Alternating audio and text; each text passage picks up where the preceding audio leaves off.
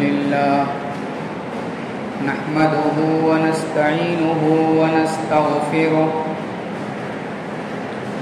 ونعوذ بالله من شرور أنفسنا وسيئات أعمالنا من يهده الله فلا مضل له ومن يضلل فلا هادي له وأشهد أن لا إله إلا الله وحده لا شريك له وأشهد أن محمدا عبده ورسوله يا أيها الذين آمنوا اتقوا الله حق تقاته ولا تموتن إلا وأنتم مسلمون يا أيها الناس اتقوا ربكم الذي خلقكم من نفس واحدة وخلق منها زوجها وبث منهما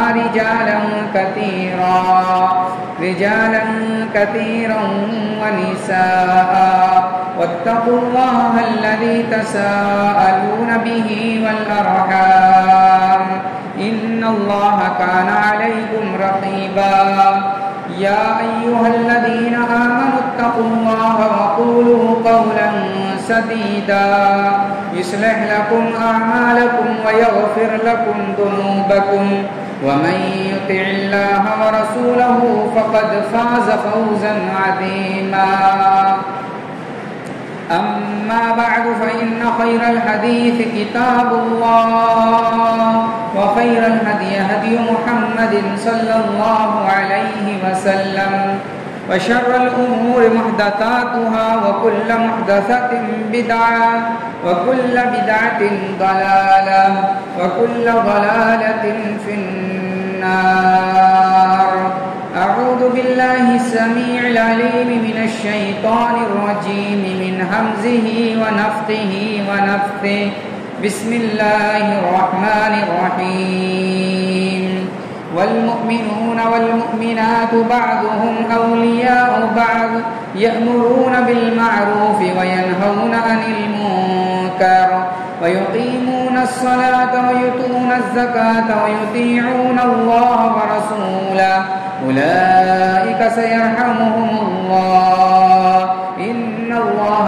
عزيز حكيم عن أبي هريرة رضي الله تعالى عنه قال رسول الله صلى الله عليه وسلم لا تدخلوا الجنة حتى تؤمنوا ولا تؤمنوا حتى تحابوا أولا أدلكم على شيء إذا فعلتموه تحاببتم أفشوا السلام بينكم رواه البخاري رب اشرح لي صدري ويسر لي أمري واحلل عقدة من لساني يفقهوا قولي رب زدني علما حاضرین جمعہ، اسلامی بھائیوں، بزرگوں، نوجوان ساتھیوں، پردہ نشین اسلامی ماں اور بہن، قرآن کریم سورہ توبہ کی ایک آیت کریمہ پڑھی گئی ہے۔ اس آیت کریمہ میں اللہ رب العزت والجلال نے اتحاد کی تعلیم دی ہے۔ مسلم معاشرہ کیسا ہونا چاہیے، مسلم سوسائٹی کیسی ہونی چاہیے، ایک مسلمان دوسرے مسلمان کے حق میں کیسا ہونا چاہیے، اسی بات کو اللہ تبارک و تعالیٰ نے اس آیت مبارکہ میں بیان کیا ہے۔ حضرات، ہم اور آپ جانتے ہیں کہ اتحاد کتنی بڑی نعمت ہے۔ آدمی کا ایک ہو جانا، ایک سوسائٹی کا بالکل مل جل کر کے متحد ہو کر کے رہنا کتنی بڑی طاقت ہے، کتنی بڑی قوت ہے، اور اسلام مسلمانوں کے درمیان قوت کو چاہتا ہے، اور قوت اتحاد کی بنیاد پر ہی آئے گی۔ میرے بھائیوں، جب تک ہم ایک نہیں ہوتے، جب تک ہم اپنے اختلاف کو ختم نہیں کرتے، جب تک اپنے درمیان کی نفرتوں کو کچل نہیں دیتے، جب تک اپنی عداوت کو ختم نہیں کر دیتے اس وقت تک اتحاد نہیں آ سکتا. چاہے اتحاد کا کتنا نعرہ لگا لیں، اتحاد کے نعرے لگاتے جائیں لیکن اتحاد نہیں ہوگا جب تک ہر شخص اپنے اندر کی انا کو نہیں کچلے گا. اور اسی انا کو کچلنے کے لیے، اسی انا کو ختم کرنے کے لیے اللہ کے پیارے رسول جناب محمد الرسول اللہ صلی اللہ علیہ وسلم اس دنیا کے اندر اللہ کا پیغام لے کر کے آئے. اللہ کا آخری پیغام اور آخری دین اور آخری شریعت لے کر کے آئے. ذرا غور کیجئے، اللہ کے رسول صلی اللہ علیہ وسلم جس معاشرے میں آئے تھے، جس سوسائٹی میں آئے تھے، جس علاقے میں آئے تھے، وہ علاقہ خون خرابہ کا شکار تھا. وہ علاقہ ایک دوسرے سے دشمنی سے بھرا ہوا علاقہ تھا. اس معاشرے میں کوئی کسی کا ہمدرد نہیں تھا، کوئی کسی کا بہی خواہ نہیں تھا، کوئی کسی سے محبت نہیں رکھتا تھا. کوئی ذاتی دشمنی، کوئی خاندانی دشمنی، کوئی علاقائی دشمنی، کوئی بھائی بھائی کی دشمنی کو نبھا رہا تھا. اور برسوں سے قبیلے کے درمیان دشمنیاں چلتی تھی، خون خرابے ہوتے تھے، قتل و خوریزی ہوتی تھی. لیکن نبی کائنات جناب محمد الرسول اللہ صلی اللہ علیہ وسلم جب نبی اور رسول بن کر کے اس دنیا کے اندر آتے ہیں تو اسی خون خرابے والے علاقے کو اور خون خرابے کے شکار افراد کو ایک کر دیا، ملا دیا اور آپس میں بھائی بھائی کر دیا. کس چیز کی بنیاد پر اللہ کے نبی نے کیا تھا؟ میری بات کو غور سے سنیے گا. کس چیز کی بنیاد پر اللہ کے نبی نے کیا تھا؟ کیا کوئی کیمیکل تھا؟ کیا کوئی اور چیز تھی، کوئی مادی چیز تھی جسے اللہ کے نبی نے ایک دوسرے کو دے کر کے آپس میں محبت پیدا کر دی؟ کوئی روپیہ اور پیسہ کی لالچ دی تھی؟ کوئی جاہ اور منصب کی لالچ دی تھی؟ کسی اور چیز کی لالچ دی تھی؟ کس لالچ، کون سی لالچ ایسی دی کہ اللہ کے رسول صلی اللہ علیہ وسلم کی بات پر ایک برسوں سے لڑنے والا خاندان ایک ہو گیا؟ کون سا ایسا نسخہ تھا میرے پیارے بھائیوں؟ اور نسخہ صرف ایک نسخہ تھا جسے ہم اور آپ بھی استعمال کرتے ہیں، اشہد ان لا الہ الا اللہ واشہد ان محمد الرسول اللہ. اس کے علاوہ کوئی اور نسخہ نہیں تھا، اس کے علاوہ کوئی اور چیز نہیں تھی. بس ایک جملہ تھا کہ یہ بات کہہ دو، اس بات کی گواہی دے دو کہ اللہ ایک ہے، معبود ایک ہے، پروردگار ایک ہے، سجدہ کیے جانے کے لائق ایک ہے، اور وہ ہے عرش پر مستوی رب العالمین کی ذات ہے. اور اس بات کی گواہی دے دو محمد الرسول اللہ اللہ کے رسول اور اللہ کے بندے ہیں. جب اس کلمے کو پڑھ لیا، اس کلمے کا اقرار کر لیا زبان سے، دل سے اور عمل کے ذریعے سے اس کلمے کو ثابت کر دیا، تو پھر ایک مسلمان دوسرے مسلمان سے محبت کرنے لگا. آپ اسلام کی تاریخ کو پڑھیے، اسلام کی تعلیمات کو پڑھیے. اسلام کون سی تعلیم دیتا ہے؟ اسلام کی ساری تعلیمات اتحاد پر مبنی ہیں، اتحاد پر مبنی ہیں. کلمہ توحید اشہد ان لا الہ الا اللہ واشہد ان محمد الرسول اللہ، اس کا اقرار کرنے کے بعد ہمارا ایک کٹر سے کٹر دشمن اگر اسلام لے آتا ہے، مسلمان ہو جاتا ہے، کلمہ توحید کا اقرار کر لیتا ہے، تو ہمیں اپنی ساری دشمنی بھول کر کے اس سے محبت کی تعلیم اسلام دیتا ہے، اس سے پیار کی تعلیم دیتا ہے، اس سے الفت کی تعلیم دیتا ہے. کیونکہ یہ پیار، یہ الفت، یہ ہمدردی، یہ ایک دوسرے کے ساتھ غم گساری، ایک دوسرے کے ساتھ مل جانا، ایک دوسرے کے ساتھ متحد ہو جانا، یہ ایک ایسی نعمت ہے جس نعمت کو اللہ تبارک و تعالیٰ نے قرآن کے اندر یاد دلایا. بہت بڑی نعمت ہے میرے بھائیوں. آپ ایک متحد معاشرے کو دیکھیے اور ایک منتشر معاشرے کو دیکھیے. متحد معاشرہ خوشحال معاشرہ ہوتا ہے، منتشر معاشرہ، متفرق معاشرہ، آپس میں اختلاف کرنے والا معاشرہ یہ کبھی بھی خوش نہیں ہوتا. ہمیشہ ٹینشن ہوتی ہے کب کس کے اوپر وار ہو جائے، کب کس کے اوپر وار ہو جائے اور کہاں سے لڑائی اور جنگ شروع ہو جائے. اسی لیے شاعر نے کہا تھا متحد ہو تو بن سکتے ہو خورشید مبین، متحد ہو تو بن سکتے ہو خورشید مبین، منتشر ہو تو مرو شور کیوں مچاتے ہو، متحد ہو تو خورشید مبین بن سکتے ہو۔ اور ایک شاعر اور کہتا ہے کہ متحد ہونے کے بعد ایک معاشرہ ایسا معاشرہ ہوتا ہے جیسے ایک باغ ہوتا ہے، ایک گلشن ہوتا ہے، ایک گلدستہ ہوتا ہے، جس گلدستے میں مختلف مزاج کے، مختلف کلر کے، مختلف حیت کے پھول کو لا کر کے رکھ دیا جاتا ہے، اور جب مختلف کلر، مختلف حیت، مختلف مزاج کے پھول کو رکھا جاتا ہے، گلدستہ بنتا ہے، اور اس کو دیکھ کر کے آدمی کا دل مائل اس کی طرف ہوتا ہے، کیونکہ منتشر اور مختلف حیت کے پھول کو لا کر کے رکھ کر کے ایک بہترین گلدستہ تیار کیا گیا ہے۔ اسی طریقے سے مختلف مزاج کے لوگ، مختلف کلچر کے لوگ، مختلف تہذیب کے لوگ، مختلف طریقے سے رہنے والے لوگ جب ایک جا ہو جاتے ہیں، متحد ہو جاتے ہیں، وہ معاشرہ گلشن کی طرح ہوتا ہے، پارک کی طرح ہوتا ہے، اور گلدستے کی طرح ہوتا ہے، جس سے کئی طرح کی خوشبوئیں آتی ہیں اور ایک ہو کر کے پارک ممان دکھائی دیتا ہے۔ تو میرے بھائیوں، ہم ایک ہو جائیں، اور اسی ایک ہونے کی تعلیم اللہ نے قرآن کریم کے اندر دی۔ اللہ فرماتا ہے وَاعْتَصِمُوا بِحَبْلِ اللَّهِ جَمِيعًا وَلَا تَفَرَّقُوا وَاذْكُرُوا نِعْمَةَ اللَّهِ عَلَيْكُمْ إِذْ كُنْتُمْ أَعْدَاءً فَأَلَّفَ بَيْنَ قُلُوبِكُمْ فَأَصْبَحْتُمْ بِنِعْمَتِهِ إِخْوَانًا۔ اے لوگوں، اے مسلمانوں، اللہ کی رسی کو مضبوطی سے مل کر کے تھام دو۔ اللہ کی رسی ہے کیا؟ معلوم ہے کیا اللہ تعالیٰ آسمان سے کوئی رسی ڈھیلنے والا ہے جسے ہم مضبوطی سے پکڑیں گے؟ نہیں میرے بھائیوں، اللہ کی رسی وہ ہے جسے نبی کریم جناب محمد الرسول اللہ صلی اللہ علیہ وسلم ہمیں بتا کر کے گئے۔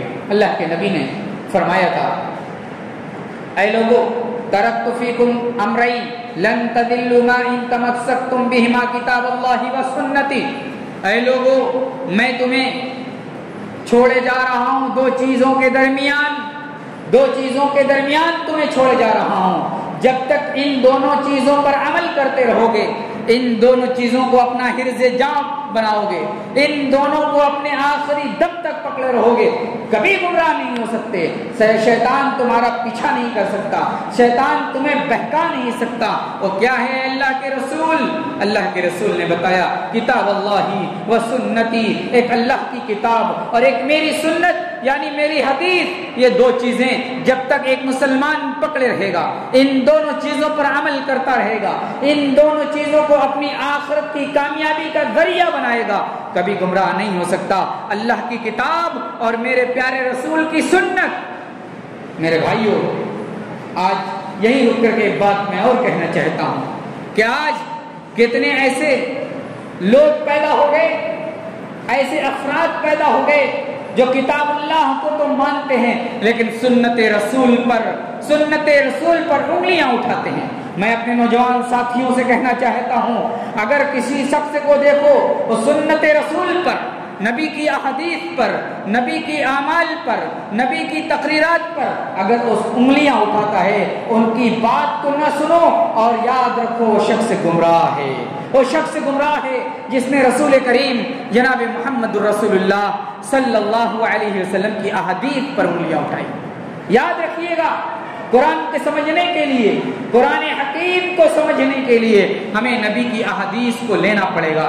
نبی کی احادیث کے بغیر، نبی کی بات کے بغیر، نبی کی تفسیر کے بغیر اگر ہم قرآن کو سمجھنا چاہیں گے کبھی زندگی میں نہیں سمجھ سکتے، اور ہمارے درمیان اختلاف ہوگا۔ اسی لیے علماء کہتے ہیں کہ احادیث یہ امت کے درمیان اتحاد کا سب سے بڑا ذریعہ ہے۔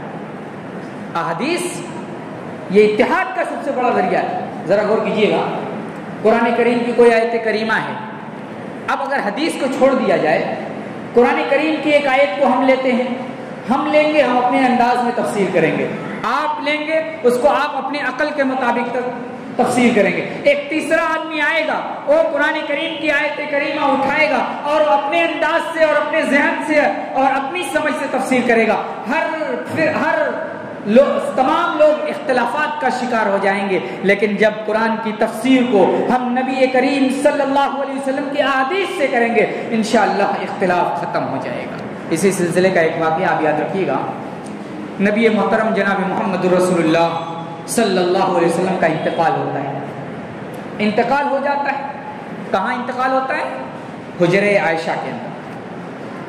انتقال ہونے کے بعد صحابہ کے درمیان پہلا اختلاف، اب نبی کہاں دفن کیے جائے، نبی کو دفن کہاں کیا جائے کسی کو نہیں معلوم، سب اختلاف کر رہے ہیں کہاں دفن کیا جائے، کوئی کہیں کہہ رہا ہے کوئی کہیں کہہ رہا ہے۔ حضرت ابوبکر صدیق رضی اللہ تعالی عنہ وارضاہ آتے ہیں اور کہتے ہیں کہ انبیاء اکرام علیہم الصلاۃ والتسلیم جہاں وفات پاتے ہیں وہیں انہیں دفن کیا جاتا ہے۔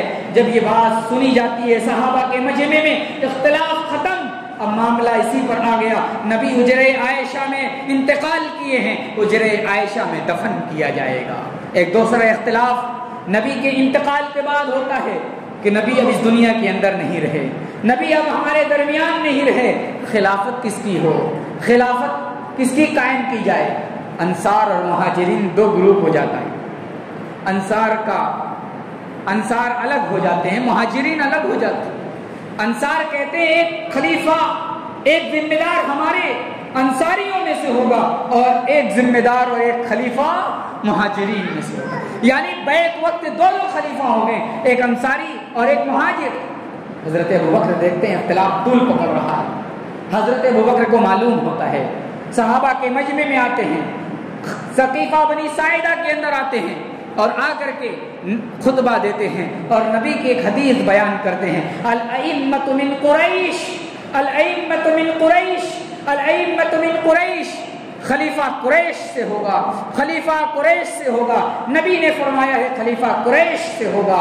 انصاری کہہ رہے تھے خلیفہ ایک ہم میں سے ہوگا، مہاجر کہہ رہے تھے ایک ہم میں سے ہوگا، لیکن ابو بکر کی زبانی رضی اللہ عنہ وارضاہ جب سنتے ہیں الائمۃ من قریش، خلیفہ قریش سے ہوگا، سارے لوگ اپنے آپ کو سلنڈر کر لیتے ہیں اور نبی کی حدیث کے آ جانے کے بعد اس حدیث کے سامنے سر تسلیم خم کر کے سیدنا ابو بکر صدیق کے اوپر بیعت کر کے خلیفہ مان لیتے ہیں اور پورے علاقے کا ایک خلیفہ سیدنا ابو بکر صدیق رضی اللہ تعالیٰ عنہ کو منتخب کیا جاتا ہے۔ یہ نبی کی احادیث کی برکت ہے، نبی کی احادیث کی برکت کی وجہ سے اتحاد ہوگا، اختلافات ختم ہوں گے۔ میں کہہ رہا تھا کہ اللہ کے نبی صلی اللہ علیہ وسلم دو چیزیں چھوڑ کر کے گئے، ما ان تمسکتم بہما کتاب اللہ و سنتی، ایک اللہ کی کتاب، ایک میرے پیارے رسول کی سنت، یعنی دو چیزیں ہیں، دو چیزوں کو تھامے رکھنا۔ یہ ہو گیا اللہ کی رسی، ولا تفرقوا، آگے اللہ تعالیٰ نے فرمایا فرقوں میں نہ بٹنا، جماعت میں نہ بٹنا، اس لیے کہ جماعت میں جب بٹو گے تو تمہاری حیثیت کچھ بھی نہیں رہے گی، تمہاری حیثیت کچھ بھی نہیں رہے گی۔ آج ہمارا حال آپ دیکھتے ہیں، ہم اپنا حال دیکھتے ہیں، ہماری حیثیت کیا ہے؟ کوئی حیثیت نہیں، کوئی بھی ہمیں مار دے رہا ہے، کوئی بھی ہمیں کچھ کہہ دے رہا ہے، کوئی بھی ہمارے اوپر آنکھیں اٹھا دے رہا ہے، کوئی بھی ہماری مسجد میں آ کر کے کچھ بول دے رہا ہے، کوئی بھی ہمارے قرآن پر اور ہماری شریعت کے اوپر زبان کھول رہا ہے۔ ہماری حیثیت کیا ہے؟ ہم کچھ نہیں بول پاتے، ہم کچھ نہیں کر پاتے۔ کیوں؟ اس لیے کہ ہم متحد نہیں ہیں۔ ہمارا دشمن جانتا ہے، ہمارے دشمن جانتے ہیں کہ یہ مسلمان، ان کو کچھ بھی کر لو، ان کو کسی طرح سے بھی ستا لو، ان کے اوپر کچھ بھی بول دو، لیکن یہ منتشر ہیں، یہ کچھ نہیں کر پائیں گے۔ میرے پیارے ساتھیوں، اللہ کے پیارے رسول صلی اللہ علیہ وسلم کی ایک حدیث اسی یہیں اپنے سامنے رکھتے ہیں۔ اللہ کے پیارے رسول صلی اللہ علیہ وسلم نے فرمایا تھا ایک زمانہ ایسا آئے گا، ایک زمانہ ایسا آئے گا جب تمہاری حیثیت بالکل ایسے ہوگی جیسے دسترخوان ہوتا ہے، دسترخوان کے اوپر رنگ برنگ کے مختلف ذائقے کے پکوان سجائے جاتے ہیں اور ایک بھوکا آتا ہے اور اس پر پل جاتا ہے، اس پر ٹوٹ پڑتا ہے، بغیر تہذیب کے ادھر سے ادھر سے کھانا شروع کر دیتا ہے، ایسا لگتا ہے کہ بہت زمانے کا بھوکا ہے۔ تمہاری حیثیت ایسی ہی ہو جائے گی۔ اللہ کے رسول سے صحابہ نے پوچھا، یا رسول اللہ، کیا اس دن ہم کم ہوں گے؟ ہماری تعداد تھوڑی ہوگی، ہم قلیل تعداد میں ہوں گے؟ اللہ کے رسول نے فرمایا نہیں، بلکہ تمہاری تعداد تو بہت ہوگی، ولکنکم غثاء کا غثاء السیل، لیکن تمہاری تعداد زیادہ ہونے کے باوجود تمہاری حیثیت بالکل اس سمندر میں اٹھنے والے جھاگ کے مانند ہوگی جو سمندر میں لہر کے بعد جھاگ اٹھتی ہے اور تھوڑی دیر کے بعد ختم ہو جاتی ہے، اس کی کوئی حیثیت نہیں ہوتی۔ اللہ کے رسول کیوں ایسا ہوگا؟ ہماری تعداد بھی زیادہ ہوگی اور ہماری کوئی حیثیت بھی نہیں ہوگی، ہمارا کوئی مقام بھی نہیں ہوگا، کوئی روک بھی نہیں ہوگا۔ یا رسول اللہ ایسا کیوں ہونے والا ہے؟ اللہ کے رسول نے فرمایا تمہارے دلوں کے اندر وہن پیدا ہو جائے گا۔ اے اللہ کے رسول وہن کیا ہوتا ہے؟ اللہ کے رسول نے فرمایا حب الدنیا و کراہیت الموت، دنیا کی محبت پیدا ہو جائے گی، دنیا کی محبت پیدا ہو جائے گی، دنیا کی مفاد میں جئیں گے، دنیا کے اندر عیش ہوگا، صرف دنیا آئے، جدھر سے بھی آئے دنیا آئے، کہاں سے آ رہا ہے؟ حرام سے آ رہا ہے کہ حلال سے آ رہا ہے؟ جائز سے آ رہا ہے کہ ناجائز سے آ رہا ہے؟ آتا رہے، دنیا بنتی رہے، دنیا سے محبت ہوگی، آخرت کی کوئی فکر نہ ہوگی اور موت سے نفرت ہوگی، موت آنے سے آدمی ڈرتا ہوا نظر آئے گا۔ حضرات گرامی، آج ہماری حیثیت یہی ہے کہ ہمیں دنیا سے محبت ہو گئی ہے، دنیا کے لیے، دنیا کو حاصل کرنے کے لیے ہم ایک دوسرے سے جدا ہو رہے ہیں، ایک دوسرے سے رشتے توڑ رہے ہیں، ایک دوسرے سے ناطے توڑ رہے ہیں، ایک دوسرے سے رشتے داریاں توڑ رہے ہیں، ایک دوسرے سے جو محبتیں ہیں ان محبتوں کے اندر دراڑیں ڈال رہے ہیں صرف دنیا کے واسطے، دنیا کمانے کے لیے۔ اور یاد رکھنا آج ہمارے دلوں میں محبت، موت سے نفرت ہے، موت کی چاہت نہیں ہے، اس لیے آج ہم موت کی بھی تیاری نہیں کرتے۔ میرے بھائیوں، اپنی حیثیت کو بنانا ہے۔ حیثیت کیسے بنے گی؟ وَأَنْتُمُ الْأَعْلَوْنَ إِن كُنتُم مُؤْمِنِينَ، تم ہی بلند رہو گے، تمہاری ایک حیثیت ہوگی، تمہارا ایک مقام ہوگا جب کہ تم مومن ہو جاؤ گے، اور جب مومن ہوگے اللہ کا بھی حق ادا ہوگا اور آپس میں اتحاد کے ساتھ تم رہو گے۔ ایک ایمان والے کا، یاد رکھیے گا، ایمان والے کا، اہل ایمان کا تقاضا یہی ہے، مومن کا تقاضا یہی ہے کہ اللہ کے حق ادا کرنے کے ساتھ ساتھ حقوق العباد کو بھی ادا کرے، معاشرہ سکون کے ساتھ، معاشرہ چین کے ساتھ رہے گا، معاشرے میں چین کے ساتھ رہیں گے اور ہمارا ایک وقار اور ہمارا ایک روح ہوگا۔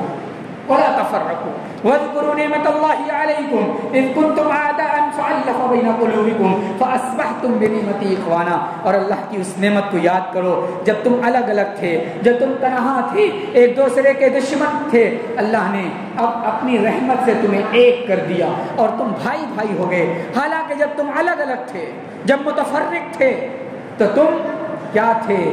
جہنم کے گڈھے کے کنارے تھے، جہنم کے آگ کے کنارے تھے، جہنم کے دروازے پر پہنچ گئے تھے۔ اللہ نے اپنی رحمت سے تمہیں ایک کر کے جہنم سے نکال دیا اور تمہیں ہدایت دے دی۔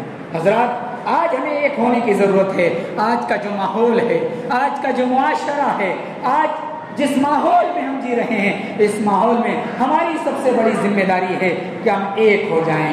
ایک ہونے کے لیے اللہ کے پیارے رسول جناب محمد رسول اللہ صلی اللہ علیہ وسلم نے مختلف طریقے بتائے ہیں، مختلف نسخہ بتایا ہے، جن نسخوں پر عمل کر کے ہم متحد ہو سکتے ہیں، ہمارے درمیان اتحاد ہو سکتا ہے، ہمارے درمیان الفت پیدا ہو سکتی ہے۔ ذرا بخاری شریف کی حدیث اپنے سامنے رکھی۔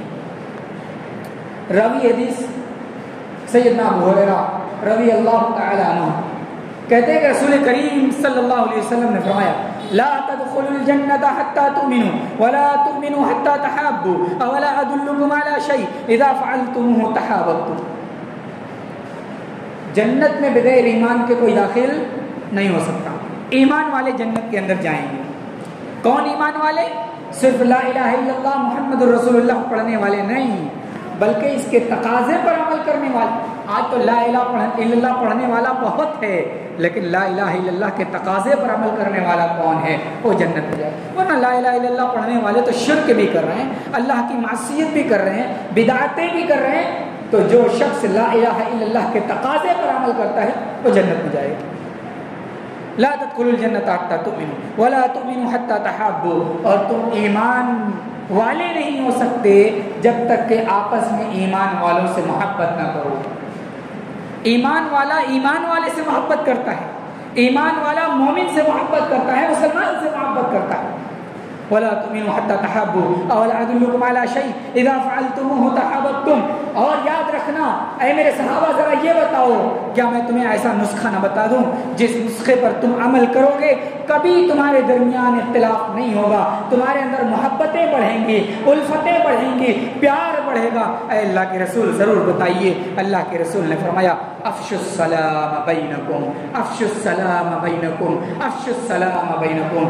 چھوٹے ہوں کہ بڑے ہوں, بزرگ ہوں کہ ادھیڑ ہوں, نوجوان ہو کہ بچے ہوں, کوئی بھی ہو, سلام کو عام کرنا سیکھ لے, سلام کو پھیلانا سیکھ لے. ایک بڑا جا رہا ہے چھوٹے کے درمیان سے, بڑے کی ذمہ داری ہے کہ چھوٹے کو سلام کرتا ہوا جائے تاکہ وہ سیکھے کہ ہمارے بڑے بزرگ, ہمارے دادا, ہمارے پردادا, ہمارے والد, ہمارے فلاں رشتے دار, ہم بیٹھے رہتے ہیں, کھیلتے رہتے ہیں, اپنے کام میں مشغول رہتے ہیں, لیکن ہمارے دادا, ہمارے فلاں جب بھی نکلتے ہیں ہمارے پاس سے تو السلام علیکم ورحمۃ اللہ وبرکاتہ کہتے ہوئے گزرتے ہیں. اس کے پاس آپ یہ کہتے ہوئے گزریں گے تو سیکھے گا, اور جب سیکھے گا اس کی عادت بنے گی سلام کہنے کی, سلام کو عام کرنے کی, اور جب اس کی عادت بنے گی وہ بھی لوگوں سے سلام کرتا رہے گا. اس طریقے سے معاشرے کے اندر پیار پیدا ہوگا, معاشرے کے اندر الفت پیدا ہوگی. ایک بچہ بچے سے پیار کرے گا, ایک بچہ بزرگ سے پیار کرے گا,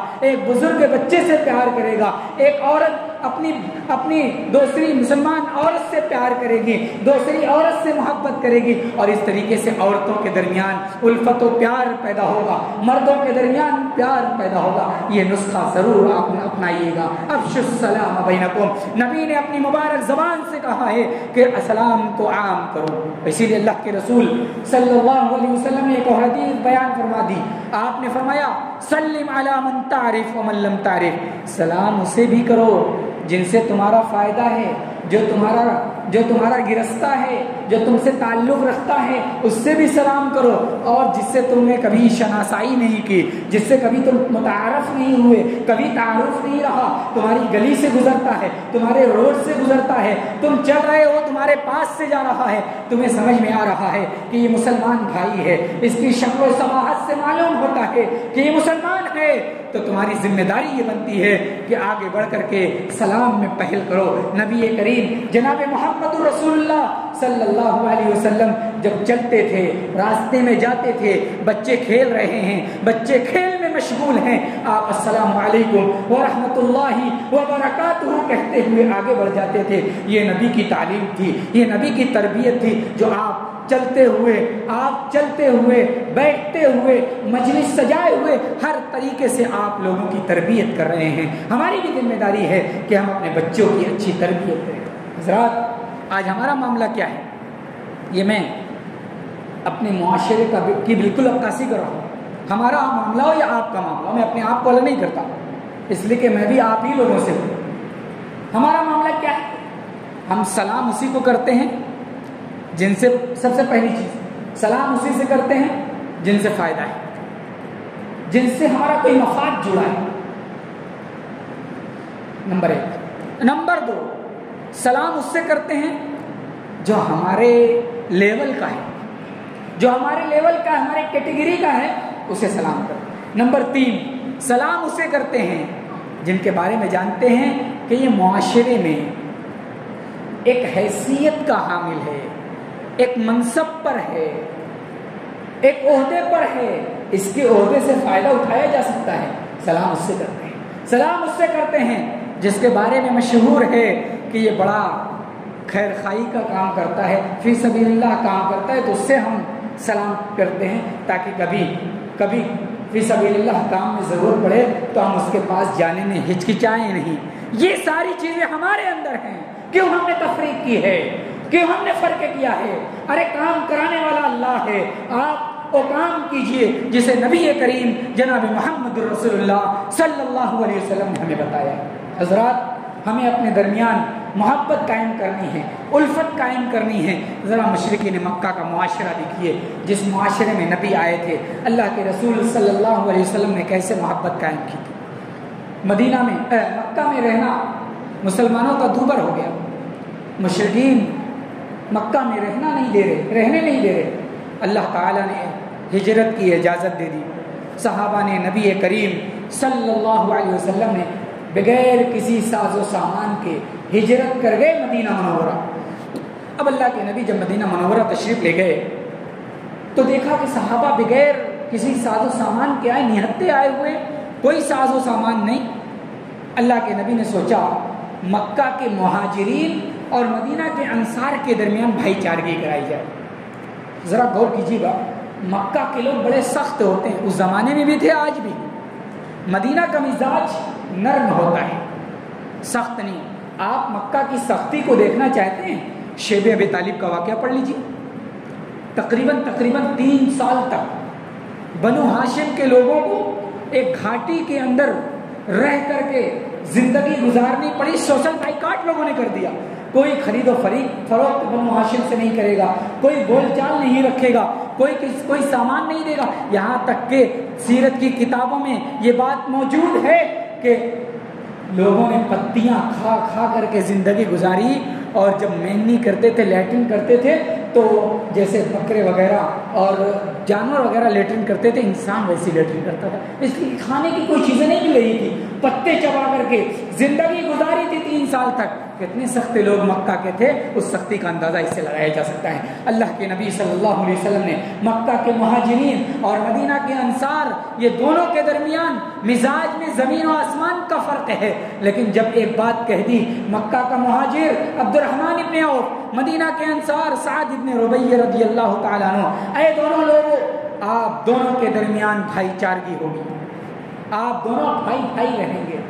نبی نے ایک جملہ کہا تھا، اور یہ اتحاد کس بنیاد پر کا تھا؟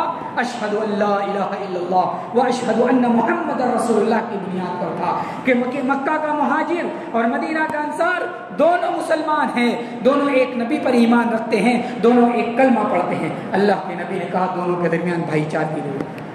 سعد ابن ربیع حضرت عبد الرحمن ابن عوف کو بلا کر کے کہتے ہیں، دیکھو میرے بھائی عبد الرحمن، ہم دونوں بھائی بھائی ہو گئے، اب میں ایک دن بیٹھتا ہوں، ساری پراپرٹی کو، ساری جائیداد کو میں اکٹھا کر لیتا ہوں، اور ایک دن بیٹھ کر کے اس جائیداد کو 2 حصوں میں تقسیم کرتا ہوں، 2 حصوں میں تقسیم کرتا ہوں، ایک حصہ میں اپنے لیے اور ایک حصہ عبد الرحمن بھائی تمہارے لیے۔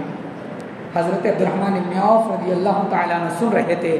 ایک اور بات حضرت سعد ابن ربیع نے کہہ دی، دیکھو میرے بھائی، میں نے 2 شادیاں کی ہیں، میرے اندر میں 2 بیویاں ہیں، تم دیکھ لو ان دونوں کو، جو پسند آئے میں اسے طلاق دیتا ہوں، عدت گزارنے کے بعد تم اس سے شادی کر لینا۔ حضرت عبد الرحمن ابن عوف نے کہا، بھائی اللہ تمہارے کاروبار میں، تمہارے مال و منال میں، تمہارے اہل و عیال میں برکت دے، بس مجھے بازار کا راستہ دکھا دو، میں بازار میں جا کر کے تجارت کر کے کاروبار کر کے میں اپنے گھر بار کی، اپنے اہل و عیال کا خرچ برچ چلانا چاہتا ہوں۔ حضرت عبد الرحمن ابن عوف رضی اللہ تعالیٰ عنہ نے بازار کا راستہ دکھایا، کچھ دن بازار گئے، تجارت کی، اللہ نے تجارت میں برکت دی، اور پھر اس کے بعد انہوں نے ایک کھجور کی گٹھلی کے برابر سونا دے کر کے ایک عورت سے شادی کر لی۔ تو میرے بھائیوں، کہنے کا مطلب یہ تھا، اللہ کے نبی نے صرف ایک بات بولی تھی، اے عبد الرحمن ابن عوف، اے سعد ابن ربیع، آج سے تم دونوں بھائی بھائی ہیں۔ ایک بات کہی، حضرت سعد ابن ربیع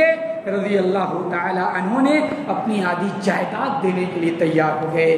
یہ محبت تھی، یہ الفت تھا، یہ پیار تھا، یہ اتحاد تھا، یہ اللہ کے نبی کی بات کی لاج رکھنا انہیں آتا تھا۔ میرے بھائیوں، آج تو ہم اپنے بھائی کو 1 انچ بھی دینا نہیں چاہتے۔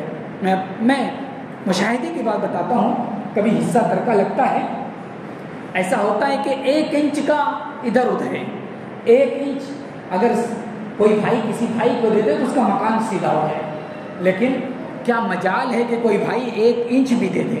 نہیں دیتا ہے، وہ ادھر بڑھ کر کے لیتا ہے، چاہے اس کا مکان ٹیڑھا ہو جائے، کانا ہو جائے، کسی طرح ہو جائے، لیکن نہیں، اپنے بھائی کو دینا نہیں ہے، نہیں دینا ہے۔ اگر میں غلط ہوں تو مجھے بتائیے گا، میں مشاہدے کی بات کر رہا ہوں، میں نے دیکھا ہے، میں نے کئی میٹنگ دیکھی ہے کہ صرف 1 انچ کے لیے، اگر 1 انچ مل جاتا کسی بھائی کو تو اس کی ایک مشین آ جاتی، اس کی ایک مشین کے لیے 1 انچ ضرورت پڑ رہی تھی، لیکن بھائی دینے کے تیار نہیں۔ اتنا کٹھور پن آج ہمارے دل کے اندر ہو گیا ہے، کہتے ہیں نا اتنا سفید ہمارا خون ہو گیا ہے۔ اللہ تعالیٰ ہمارے اندر اتحاد پیدا کرے. اللہ تعالیٰ ہم سب کو مل جل کر کے رہنے کی توفیق عطا فرمائے. کبھی کسی بات پر اختلاف ہو سکتا ہے لیکن اس اختلاف کو بیٹھ کر کے حل کیا جا سکتا ہے. ہم سے بھی اختلاف ہوتا ہے, آپ سے بھی اختلاف ہوگا, لیکن اس اختلاف کو بیٹھ کر کے رفع کیا جا سکتا ہے, دور کیا جا سکتا ہے. اللہ تعالیٰ ہمارے درمیان ہونے والے اختلافات کو بیٹھ کر کے آپس میں اتحاد کے ساتھ اسے سمجھوتا کرنے کی توفیق عطا فرما. الہ العالمین ہمارے درمیان اتحاد پیدا کر دے, ہماری ماں اور بہنوں کے درمیان اتحاد پیدا کر دے, ہماری ملت کے درمیان اتحاد پیدا کر دے. اے اللہ ہم ایک کلمہ پڑھتے ہیں, ایک نبی کو مانتے ہیں, ایک قرآن کو مانتے ہیں, ہمارا قبلہ ایک ہے. اے اللہ جس طریقے سے یہ ساری چیزیں ایک ہے, ہمارے معاشرے کو بھی ایک دل جیسا بنا دے. اے اللہ جب تک زندہ رکھ, اسلام پر زندہ رکھ. خاتمہ ہو تو کلمہ توحید زبان پر ہو. اقول قولی ھذا واستغفر اللہ لی ولکم ولسائر المسلمین وما علینا الا البلاغ المبین.